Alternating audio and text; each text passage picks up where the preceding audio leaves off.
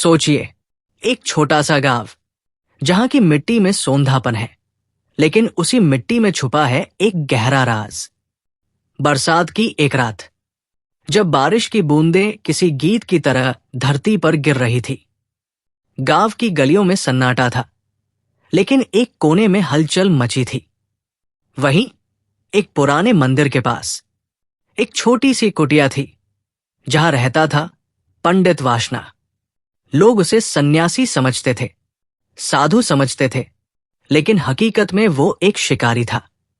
उसकी नजर औरतों की मासूमियत पर थी। उसकी चालें ऐसी थी कि बड़े बड़े पढ़े लिखे लोग भी धोखा खा जाते। गांव की भोली भाली औरतें उसकी बातों में आ जाती।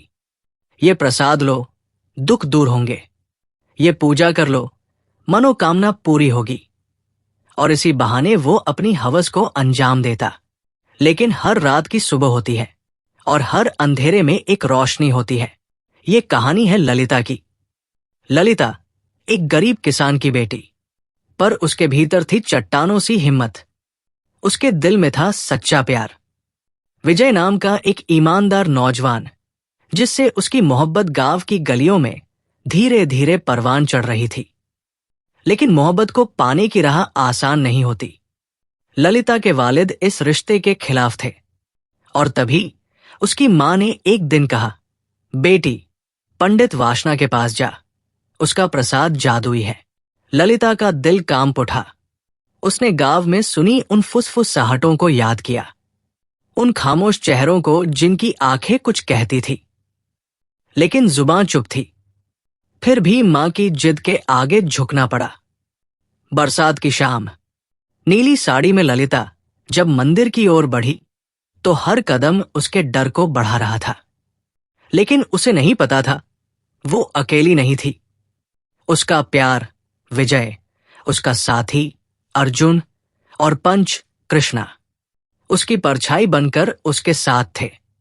पंडित वासना ने जब उसे कमरे में बुलाया और वही पुराना ढोंग शुरू किया, रात की पूजा, खास प्रसाद, किसी को न बताना, तभी ललिता ने शेरनी की तरह दहाड़ मारी, क्या कर रहे हो पंडित? और अगले ही पल दरवाजा टूटता है। विजय और बाकी लोग अंदर आते हैं और पंडित वासना की असलियत गांव के सामने उजागर हो जाती है। वो गांव से निकाला जाता है, लेकिन कहानी यही खत्म नहीं होती। वो 1 साल बाद लौटता है। नया नाम शंकरदास, नया चोला, लेकिन वही घिनौनी सोच। इस बार ललिता उसकी साजिश को और शातिर अंदाज में बेनकाब करती है। वो सिर्फ अपने प्यार को नहीं, पूरे गांव की औरतों की इज्जत को बचाती है। फिर तीसरी बार संत रघुनाथ बनकर वही दरिंदा लौटता है, लेकिन अब गांव बदल चुका है। अब ललिता अकेली नहीं, गांव की हर बेटी, बहू और मां उसके साथ खड़ी है। इस बार ललिता ने उसे पकड़वाया नहीं, उसकी झूठी दाढ़ी नोची और उसे भीड़ के सामने वो नाम लिया जिसे वो छुपा रहा था, पंडित वासना। वो गिरफ्तार हुआ, और इस बार सिर्फ एक पंडित नहीं, एक सोच को सजा मिली। ललिता की हिम्मत की कहानी अब सिर्फ एक गांव की दास्तान नहीं रही। अब वो एक मुहिम है, एक मशाल है, जो हर उस दिल को रोशनी देती है जो डर में जीता है।